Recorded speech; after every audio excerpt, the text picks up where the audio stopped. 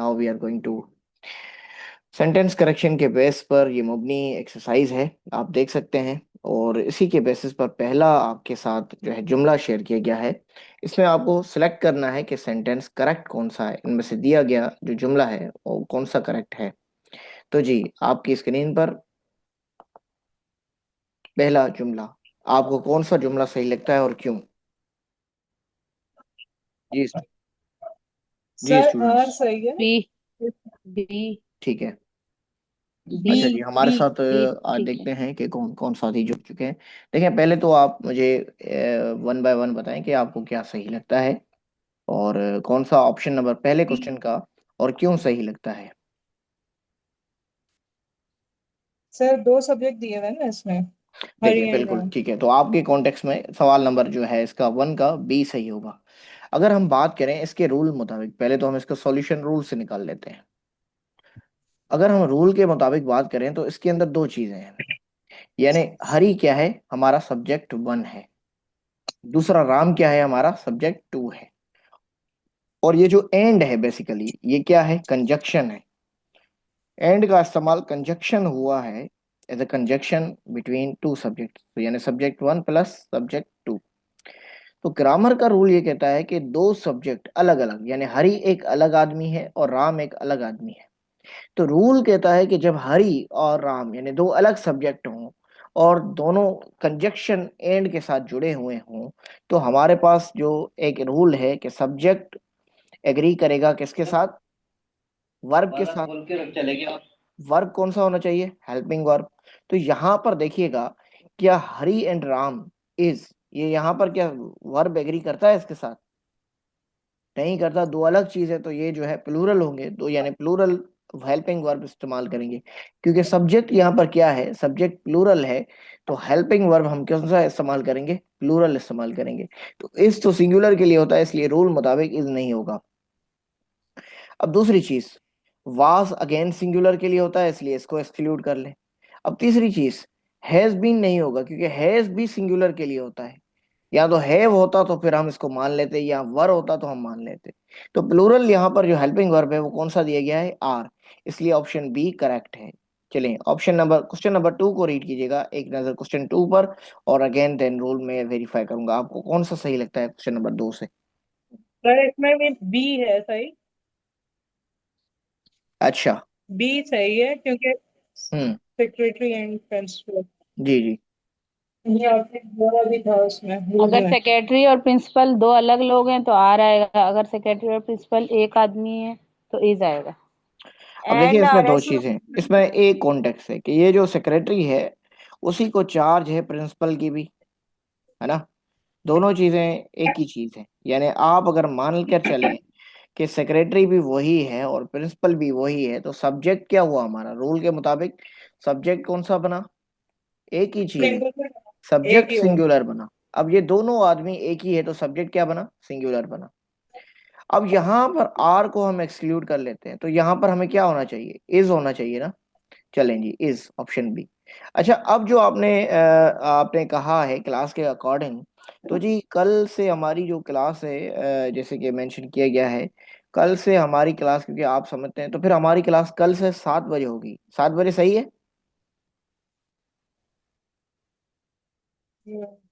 7 बजे नो सही है। Yes sir, sir. ये टाइम सही है। ये सही है टाइम, जी सर। सर, ये अफ्तारी का टाइम है। ये बिल्कुल अफ्तारी का टाइम है, 7 बजे नमाज पढ़ के फारिग चलें फिर होंगे। हम एक काम कर लेते हैं आपसे, रमजान है तो हमारी क्लास को शॉर्ट रखते हैं। 7 बजे से लेकर 8 बजे तक की आपकी क्लास होगी बस। सही है। Yes sir sir. ये टाइम ठीक है, यस 7 बजे वाला। सर। यस सर ये सही है क्योंकि मैं भी रमजान में एक भी क्लास आज फर्स्ट क्लास ले रही हूँ, मैं भी नहीं ले सकी हूँ। चलें ठीक है, 7 बजे हम रमजान में क्लास करेंगे, जो पुराना टाइम हुआ करता था हमारा। मुझे ये लगता है कि ये टाइम जो है, क्योंकि बिजली भी नहीं होती और फिर मामलात ऊपर नीचे हो जाते हैं, तो हम इसको जो है प्रीवियस टाइम पर लेकर आते हैं। 7 बजे सही है, नमाज भी हो जाती है, 8 बजे सब फ्री हो जाएंगे और अपने काम में लग जाएंगे। ठीक है, एक बेहतरीन आसान तरीका हो जाएगा। मेजोरिटी की राय लेकर हम इसको मुकम्मल करते हैं। सही हो गया, कल से हम 7 बजे क्लास वापस, लेकिन 40 मिनट की क्लास होगी। वो इसलिए क्योंकि फिर जो है आपको पता है कि तरावी का भी सिस्टम होता है। अच्छा जी, एवरी स्टूडेंट एंड टीचर, इस तीसरे नंबर क्वेश्चन को देखिएगा।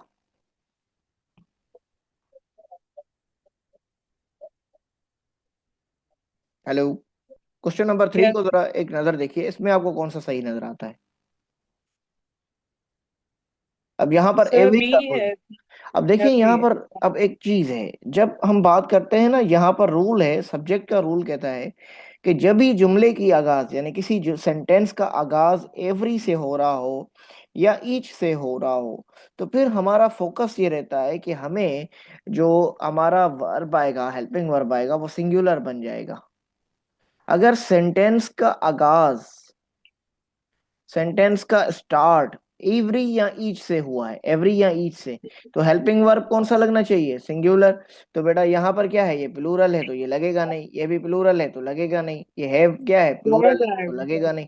तो इट्स बहुत ही ऑप्शन लगे। सी। तो क्या लगेगा? वास। यानी पहले एवरी है या ईच है, अगर यहाँ एवरी का इस्तेमाल है या ईच का इस्तेमाल है तो सिंगुलर बन जाएगा। ठीक है, रूल ये कहता है। इसी तरह फोर्थ नंबर को देखिएगा। बी।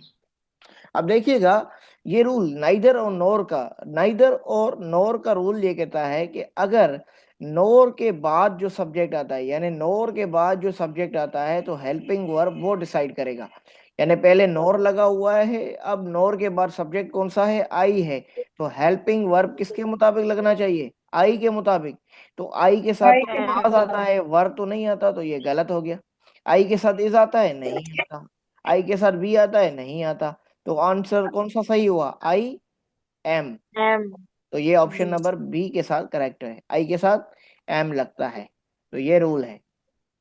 चलें जी, आगे बढ़ते हैं और मजीद एक और क्वेश्चन करते हैं। अब क्वेश्चन नंबर 5 देखिएगा।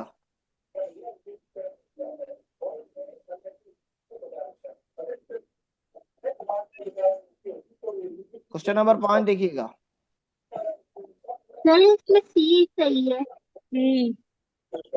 सी सही है क्योंकि ये सिंगुलर है सब्जेक्ट। जी।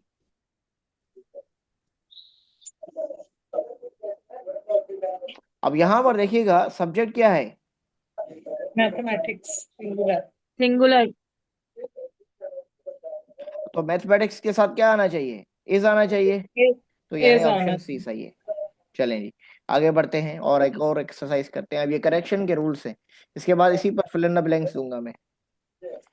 चलिए जी, क्वेश्चन नंबर 6 और 7 को देखिएगा।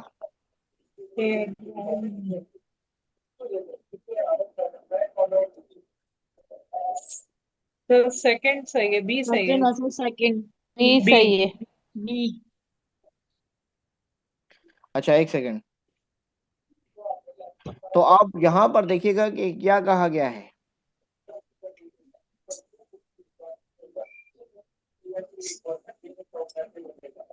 अब यहाँ पर देखिएगा, क्वेश्चन नंबर 7 के अंदर पूछ रहा है, 6 के अंदर पूछ रहा है, he advise me to do it.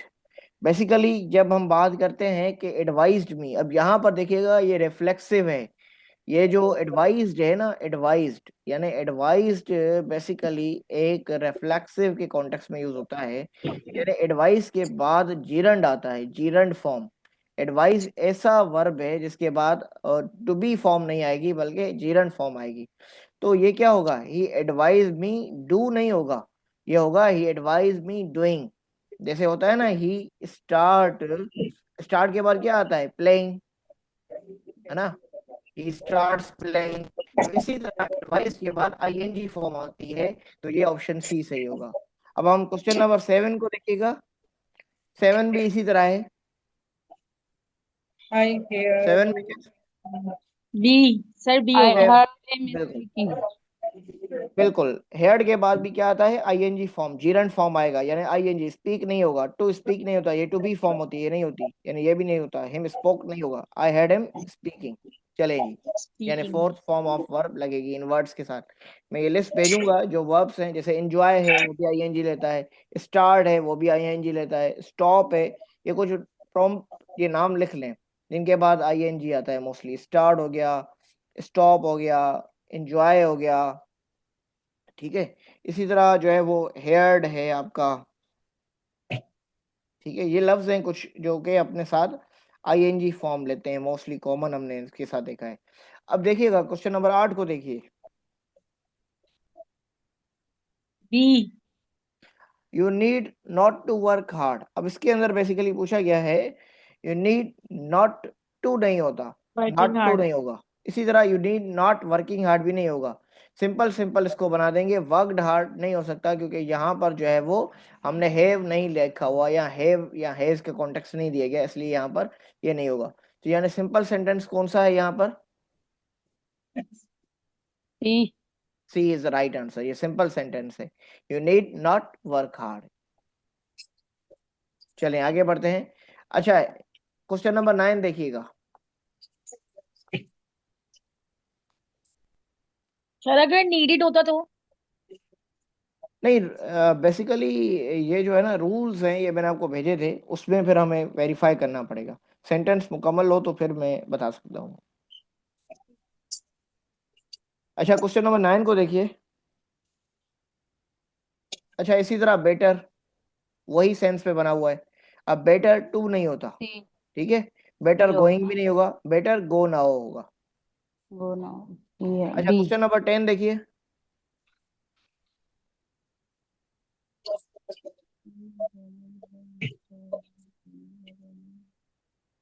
B. B होगा अब सर। इसके अंदर दो सेंटेंसेस हैं, ठीक है। अब देखिएगा, बीइंग अ रेनी डे, यानी ये सब्जेक्ट के साथ तो स्टार्ट हो ही नहीं रहा, तो यहाँ सब्जेक्ट मिसिंग है, तो ये जुमला मुकम्मल ही नहीं है। इसमें देखिएगा, इसमें सब्जेक्ट मुकम्मल है, सब्जेक्ट है ही नहीं तो मुकम्मल ही नहीं है। अच्छा, ये है। अब ये देखिए, was a rainy day we stayed home, यानी पहले इसके पास यानी सब्जेक्ट इट मौजूद नहीं है, तो सब्जेक्ट या तो इट होना चाहिए, या तो ही होना चाहिए, या तो शी होना चाहिए, या तो नेम होना चाहिए, या कुछ भी होना चाहिए, या द होना चाहिए। यानी स्टार्ट सेंटेंस किससे हो? एक जो है वो सब्जेक्ट के साथ। तो सब्जेक्ट किसके अंदर मौजूद है? ऑप्शन ए के अंदर।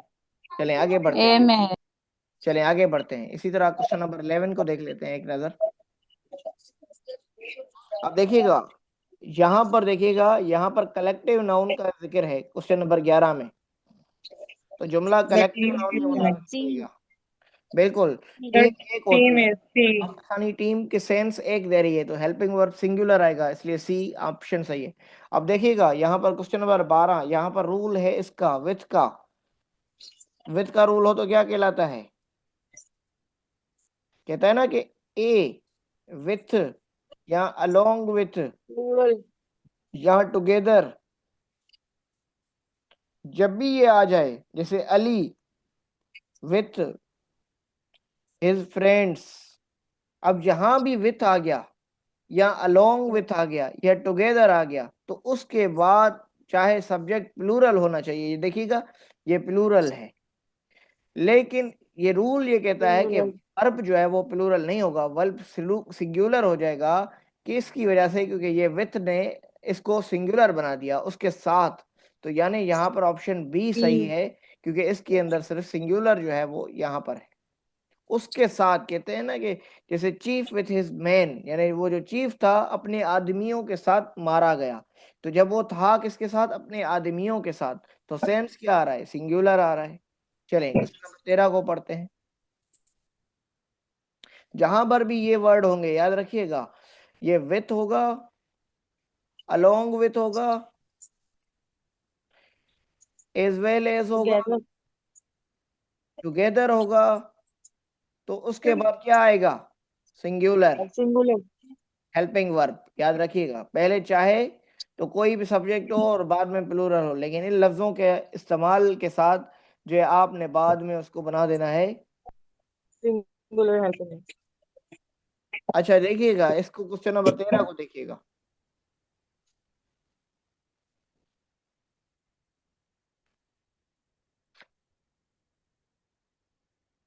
अब यहाँ पर क्या मिस्टेक है? यहाँ पे भी वही सिंपल मिस्टेक है। आई के साथ हु इज आता है, आई के साथ इज तो नहीं आता, आई के साथ आर भी नहीं एम। आता, आई के साथ वर भी नहीं आता, तो आई के साथ क्या आता है? आई के साथ एम आता है, तो ये सिंपल सिंपल। चलें जी आगे बढ़ते हैं। इसी तरह क्वेश्चन नंबर 14 को देखिएगा। अच्छा, क्वेश्चन नंबर 14 को देखिएगा। इसमें आपको सी सर।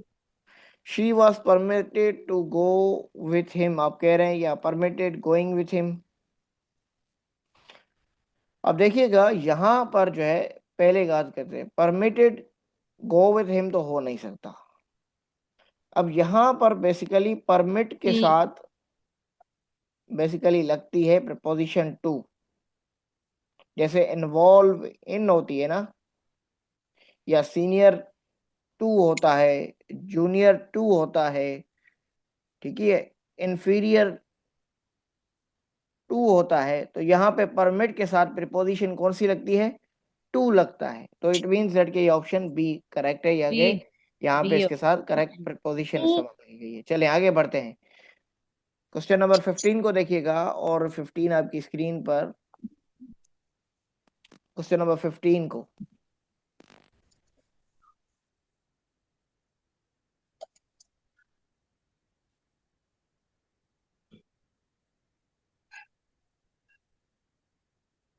सिंपल सेंस में इस्तेमाल किया गया। नहीं नहीं नहीं, let him doing the work नहीं होगा, let him do the work होगा, ये सही है। बी होगा, हाँ। हाँ। अच्छा, क्वेश्चन नंबर 16 को आप एक नजर देखिएगा।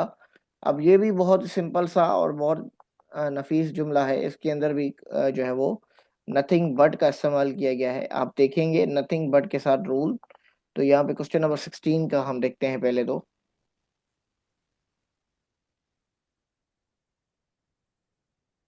लेटर सी होगा। बिल सी नहीं होगा, क्योंकि देखिएगा यहाँ पर जो रूल है ना, बी। बट के बाद ये क्या है? बट क्या है? कंजक्शन। कंजक्शन है। कंजक्शन है। हाँ, फैन बॉयज जो कंजक्शन इस्तेमाल की जाती है। अब ये कंजक्शन के बाद प्रीपोजिशन नहीं आ सकती, समझ आ गई? और इसी तरह ये जो बट है, बट के बाद एक तो कंजक्शन के बाद प्रीपोजिशन नहीं आ सकती, और बट के बाद ये आईएनजी फॉर्म में नहीं आएगा। क्योंकि देखिएगा रूल क्या कहता है, अगर हमने ही डिड नथिंग यहां तक क्लियर है, बट वेंडर, तो ये रूल ये है कि जब बट इस्तेमाल हो गया तो उसके बाद आपने वर्ब की फर्स्ट फॉर्म लिखनी है। तो ये ऑप्शन नंबर बी राइट है।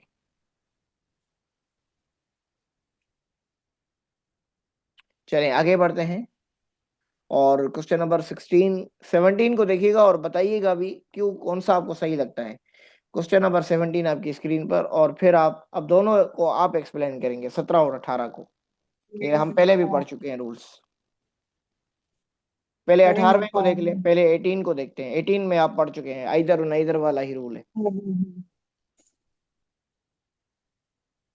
सर ए होगा। ए हाँ, होगा। कौन सी सा सी रूल? आएगा। होगा। सी कौन होगा, सा? सी आई होगा, एम। सी। आई आई को आई के फोकस साथ, करेंगे। आई आई एम। के साथ एम लगेगा, तो यानी कि ए ऑप्शन सी सही है। और सर 17वें को सी। देखिए। हाँ जी, 17वें में सही है। या कि आई के बाद एम लगता है, आई के साथ आर नहीं लगता, इस भी नहीं लगता, वर्ब भी नहीं लगता। अब क्वेश्चन नंबर 17 को देखेंगे।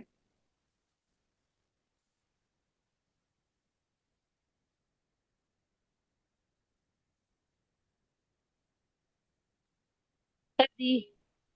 बिल्कुल। यहां पर देखिएगा ये मुकम्मल जुमला है, हैविंग बीइंग इन्फॉर्म्ड। अब ये क्या है?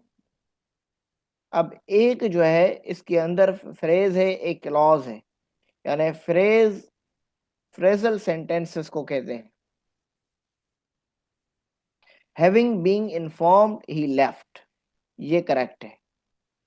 बीइंग इन्फॉर्म्ड ही लेफ्ट नहीं, क्योंकि बीइंग इन्फॉर्म्ड जो है वो नहीं होता, उसके आगे हैविंग लगाना ये सही है। क्योंकि ये जो है फिर सेंटेंस कौन सा कहलाएगा, हमने इसको पढ़ा था। ये कौन सा सेंटेंस है? सेंटेंस कौन सा हुआ ये कॉम्प्लेक्स सेंटेंस हुआ, ठीक है, ये कॉम्प्लेक्स सेंटेंस कहलाता है। चलिए आगे बढ़ते हैं। हम इसके अंदर जो है आगे बढ़ते हैं, और लास्ट के दो क्वेश्चन करते हैं, फिर अगेन अगेन आपको एक और एक्सरसाइज करता हूँ। चलें जी, क्वेश्चन नंबर 19 को देखिएगा। क्वेश्चन नंबर 19 को। डी। अब देखिएगा यहाँ पर क्या रूल कहता है। नीदर के साथ सिंगल। नाइदर, देखिए नाइदर रूल का मतलब ये है कि और जब नोर, देखिए कहता है कि नोर के बाद के ऊपर फोकस करें। अब यहाँ पर क्या है? टीचर है। टीचर क्या हाँ, है? सिंगुलर है। सिंगुलर है। तो हेल्पिंग वर्ब कौन सा आना चाहिए? सिंगुलर is आना is चाहिए। is तो आएगा। बस सीधा सीधा इस यहाँ पर मौजूद है, ये करेक्ट हो गया। अब 20 को देखिए।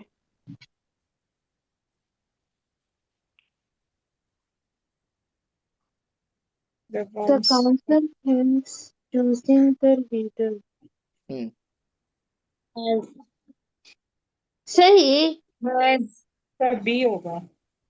ये या कलेक्टिव नाउन्स की कॉन्टेक्स्ट बस में है। नहीं होगा बी सी होगा। ये कलेक्टिव नाउन है, बेसिकली काउंसिल ने इकट्ठा सी होगा फैसला किया है। तो जब कलेक्टिव होता है तो इसके अंदर सिंगुलर कॉन्टेक्स्ट दिया जाता है, यानी ऑप्शन सी सही है।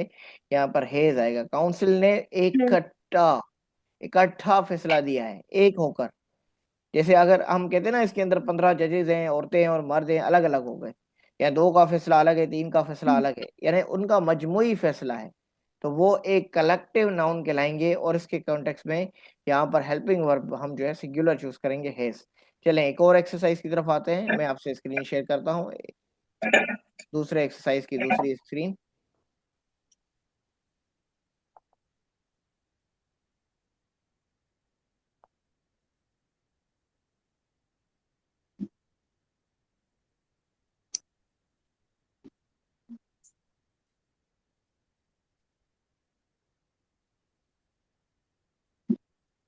सर आपने क्या बताया था कलेक्टिव नाउन के साथ क्या आएगा कलेक्टिव नाउन में आप सिंगुलर लगाते हैं अगर वो सेंस सिंगुलर दे रहा है।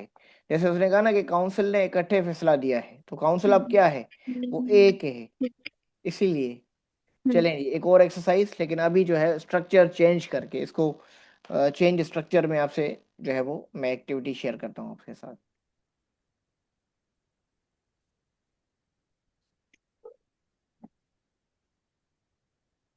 अच्छा, टीचिंग लाइसेंस वालों को तो मैंने पेपर दिया था, वो सॉल्व किया आपने, मॉक पेपर? सर वो सॉल्व करके आपको कैसे देंगे वो सॉल्व करके आप इस तरह करें, आप उसको सॉल्व करें, मैं उसकी की आपसे शेयर करूंगा। ठीक है सर चलें जी, मैं आपके साथ स्क्रीन शेयर करता हूँ। इस बार हम यही स्ट्रक्चर, लेकिन अब बेसिकली इसको हमने चेंज किया है, style fill in the blanks के कॉन्टेक्स्ट में। यानी हो सकता है कि ये इसी तरह आपको कंफ्यूज करके फिल इन द ब्लैंक्स में भी पूछा जाए। तो अब स्क्रीन शेयर हो रही है, आपके साथ नजर आ रही है? यस सर चलें जी, अब हम इसको स्टार्ट करते हैं। क्वेश्चन नंबर 1 को रीड कीजिएगा। क्वेश्चन नंबर 1 क्या कहता है? क्वेश्चन नंबर 1 कहता है, I shall wait for you till you dash your work. I shall wait for C you till C you C basically will finish your work मतलब ए सी आएगा, सी आएगा। देखें, रूल कहता है कि पहले क्या है, फिनिश आएगा। पहले अगर जुमला हेलो नहीं जना finish your work C future के अंदर है, रूल कहता है कि अगर जुमले का एक हिस्सा फ्यूचर टेंस के अंदर है, तो रूल जुमले का दूसरा हिस्सा प्रेजेंट सिंपल में होना चाहिए। किस में होना चाहिए?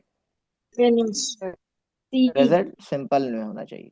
तो रूल के मुताबिक I shall wait for you till you, अब यहाँ पे प्रेजेंट सिंपल का कौन सा है? C sir C. Till C you C finish आएगा यहाँ पे, समझ आ गई? क्योंकि पहले जी हिस्से में शेल का इस्तेमाल हो चुका है, इसलिए फ्यूचर का इस्तेमाल होने की वजह से अब दूसरा हिस्सा प्रेजेंट सिंपल के मुताबिक सिंपल फिनिश रखेंगे। चले जी, दूसरे सर नंबर को रीड करें। डी सर अब क्या, कौन सा बता रहे हैं आप? सर डी बॉड आएगा, बॉड। बिल्कुल, क्योंकि यहाँ पर येस्टरडे का इस्तेमाल है, और येस्टरडे हम पास्ट सिंपल के अंदर करते हैं, तो इट मींस वर्ब की सेकंड फॉर्म इस्तेमाल होगी, जो कि है बाउट। डी ठीक में है, चलिए आगे बढ़ते हैं, एक और एक्सरसाइज करते हैं इसी के ऊपर।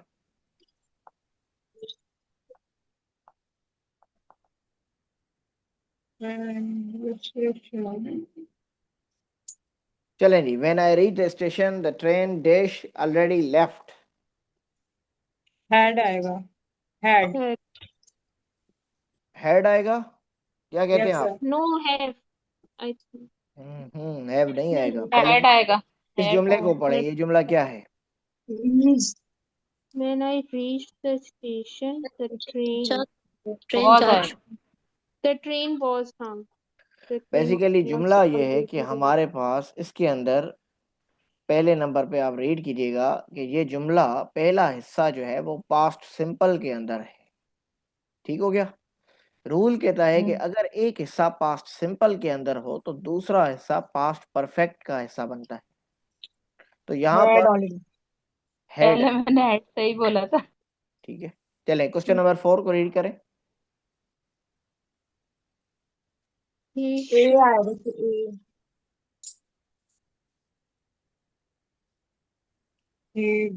he should and must do his duty.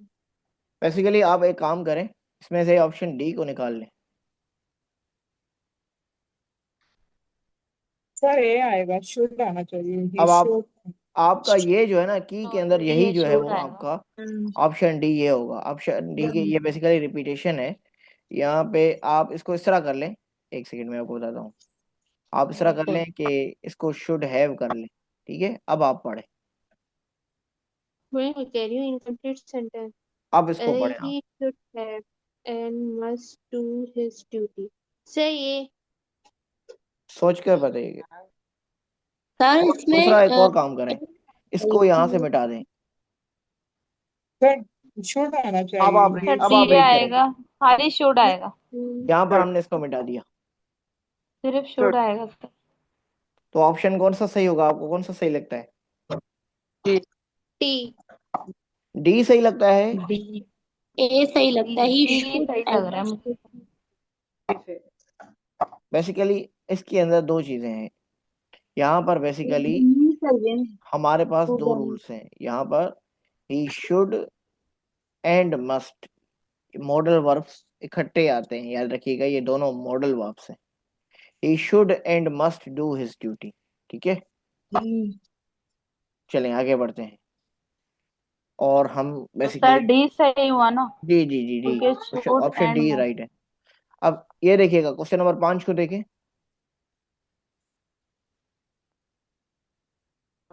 he need not अभी हमने किया था dash इस it. तरह का। सी वो नहीं A A to do, He need not to सोचिएगा। do it. Not to do A C आएगा। आएगा। C आएगा। He Option need not do it होगा, सिंपल सिंपल। चलिए आगे बढ़ते हैं। इसके ऊपर हम एक और ही के एक्टिविटी साथ करते हैं। डज नहीं आएगा। हाँ जी,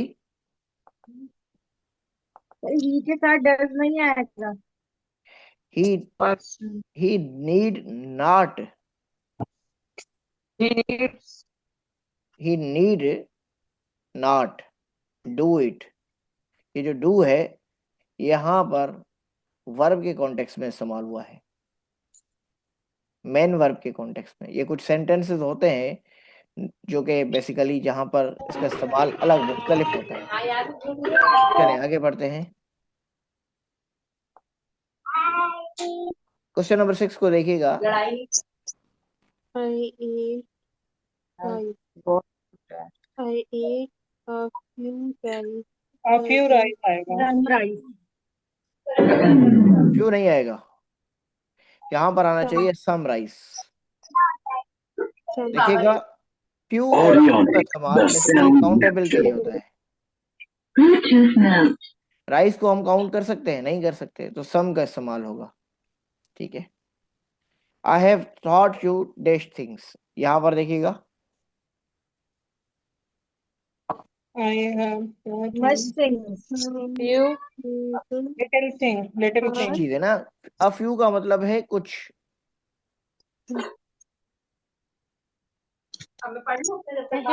Little thing. I have thought a few things. मैंने आपको कुछ चीजें, चंद चीजें सिखाई हैं। ठीक है, तो अ फ्यू ऑप्शन। थोड़ी सी ग्रामर आती है। चलें आगे बढ़ते हैं। क्वेश्चन नंबर 8 को देखिएगा। आगे चीजें सिखाई होंगी तो फिर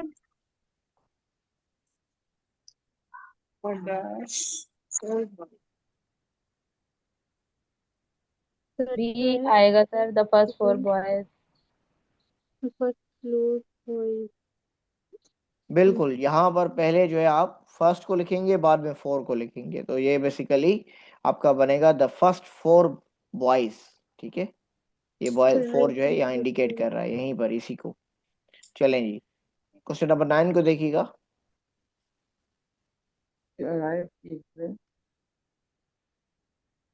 लेटर लेटर सी Past. है। जी स्टडी इवन लेटर, सी सी सी। लेटर। अच्छा जी, क्वेश्चन नंबर 10 को देखिएगा। he insisted on,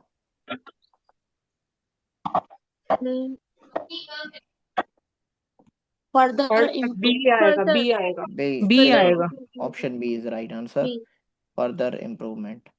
चलें जी, आगे बढ़ते हैं और इसी के ऊपर। ये फादर कोई मतलब वर्ड है ए जो आपने इसके अंदर देखें, दो चीजें हैं, एक फार दूर के लिए होता है, ठीक है, अच्छा एक ये जो फारदर है ये बहुत, ये भी दूर के, फर्दर जो है मजीद के लिए होता है। ठीक है, अच्छा हाँ ये तो पता है ये पेयर ऑफ वर्ड्स है। Dash of the boys won the prize. अब यहाँ पर देखिएगा क्या आएगा, ईच आएगा, एवरी आएगा, ऑल आएगा, क्या आएगा? B B sir each of the voice बिल्कुल, यहाँ पर ईच आएगा। याद रखिएगा, यहाँ पर आल तब आता है जब ज्यादा लोग होते हैं, ठीक है, तो यहाँ पर ईच का इस्तेमाल होगा। और एवरी तब आता है जब 2 से ज्यादा हो। ठीक है,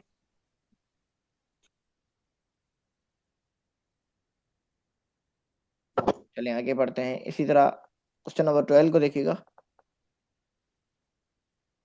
सम ए आएगा। आएगा। some have you about, have you got some सम आएगा सर। some सोचिए।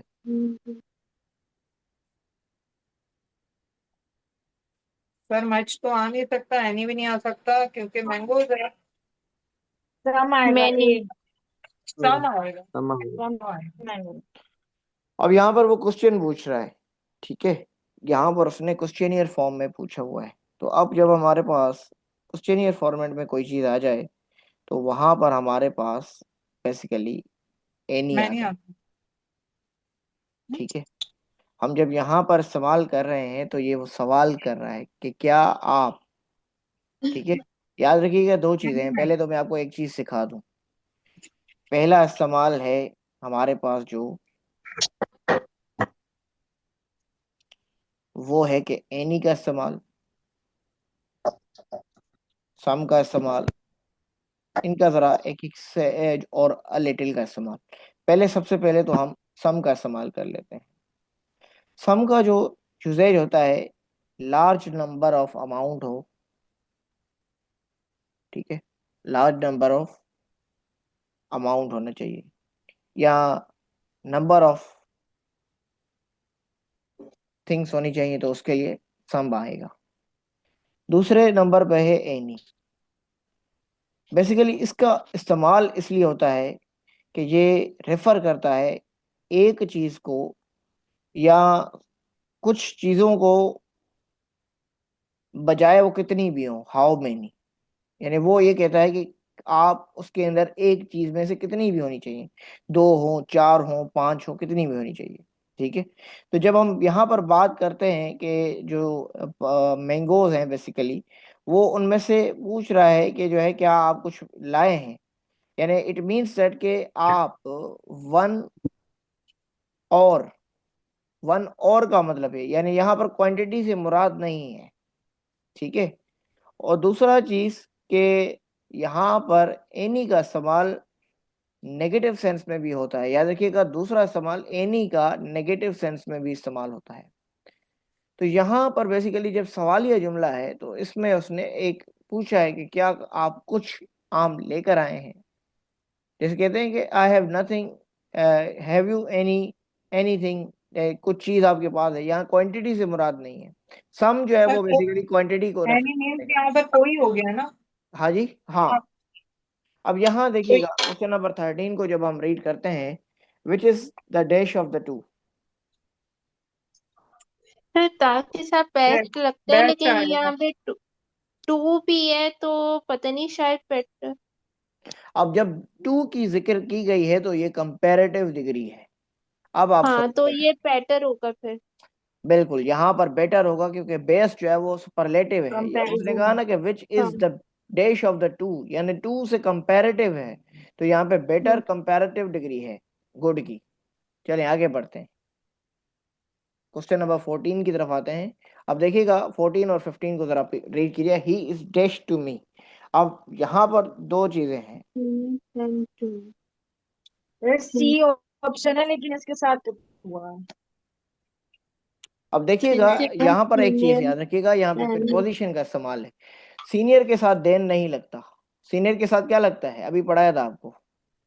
सीनियर के साथ प्रीपोजिशन टू लगती है। तो यानी सिंपली आप यहाँ रख सकते हैं कि सीनियर सीनियर आएगा तो टू दिया गया है, तो यानी सीधा सीधा यहाँ पर सीनियर आप लिख रहे हैं। It is a dash thing.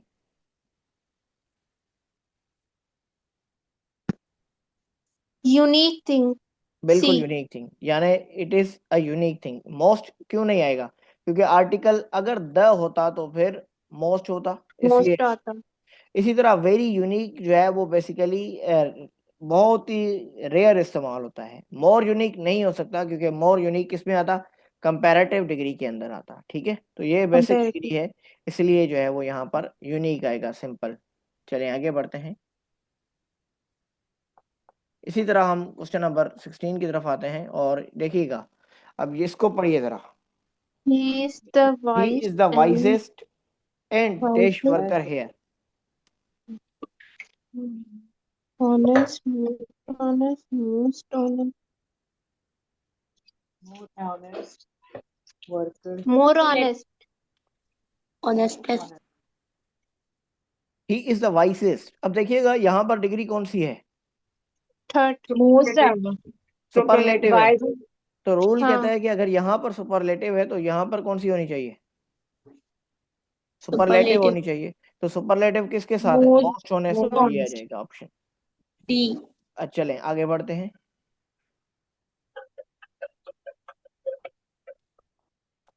अब देखिएगा question number 17। He is my brother. Elder. B. Elder brother. El elder B. Elder होगा, ये ओल्डर नहीं होगा। He is my elder brother. चलें क्वेश्चन 18 को देखिएगा। He is clever than voice. अब देखिएगा एनी, एनी के साथ आता है, एनी के साथ आता है अदर। एनी के साथ क्या आता है, अदर। मनी तो अदर्स। ऑप्शन बी राइट है।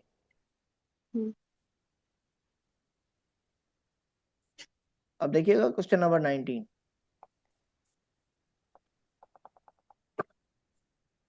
Is the strongest of all all all man. All man. B. Strongest of all. All again. अब देखिएगा क्वेश्चन नंबर 20 को। The population of the world is greater than this that of Karachi. अब C. देखिएगा जब एक चीज, population क्या है, एक चीज है। जब एक चीज का दूसरी चीज से कंपैरिजन हो, लाहौर का कराची से, तो बेसिकली हम यहाँ पर लगाते हैं then that of. That. Then that of. Then that of. तो यहाँ पर देखिए ऑफ लगा हुआ है, यहाँ पर देन लगा हुआ है, तो सिंपली क्या आ जाएगा, दैट आ जाएगा। तो ये दैट जी ऑफ। आज की बी। एक्सरसाइज थी। तो ये दो एक्सरसाइज आज हमने कंप्लीट की हैं। अब आपकी इफ्तारी का भी टाइम हो रहा है, तो इंशाल्लाह कल हम जो क्लास का टाइम रखा गया है कि 7 बजे से हम 8 बजे तक की क्लास कंडक्ट करेंगे, तो इंशाल्लाह फिर हम कल आगाज़ करेंगे मल्टीपल एक्सरसाइज का। अब होगा क्या कि कल हम किसकी एक्टिविटी करेंगे, कल बेसिकली मैं आपको जो है जो असाइनमेंट देने जा रहा हूँ वो है प्रीपोजिशंस। आज मैं आपको प्रीपोजिशन की लिस्ट शेयर करूंगा। आपने उन प्रीपोजिशन को देख लेना है, याद कर लेना है। और कल जब हम आएंगे तो उसके ऊपर जो है हमारी 2 से 3 एक्टिविटीज होंगी और आपने उसको जो है वो यहाँ पर इसको आंसर करना है। ठीक है, तो कल इंशाल्लाह फिर मुलाकात होती है प्रीपोजिशंस के साथ, और फिर इंशाल्लाह मजीद जो है एक्टिविटीज के साथ। बाकी जो कुछ एक्टिविटीज हैं ग्रुप के लिए वो मैं आपको भेज देता हूँ। ठीक है,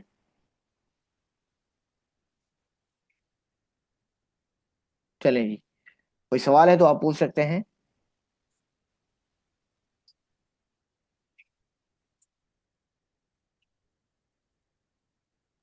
सर आप असाइनमेंट भेज रहे हैं, वो हमें सॉल्व करना होगा। नहीं, मैं असाइनमेंट तो आपको, चले हाँ, दो असाइनमेंट्स हैं वो आपको भेज रहा हूँ। बेसिकली असाइनमेंट आपको नहीं भेज रहा, मैं आपको कल के लिए जो स्टडी मटेरियल है वो भेज रहा हूँ, जिसके ऊपर कल की क्लास होगी। जी जी सर, ठीक है। स्टडी अस्सलाम मटेरियल। वालेकुम सर। जी वालेकुम सलाम। सर ये टीचिंग का टेस्ट कब तक होगा, लाइसेंस? टीचिंग लाइसेंस वालों का टेस्ट तो अभी एक्सपेक्टेड है कि ये जून जुलाई के बाद ही कुछ डिसाइड होगा कि टेस्ट डेट कब रखा जाता है। अच्छा। और सर ये जो ब्रिज वो था, वो भी कब तक होगा?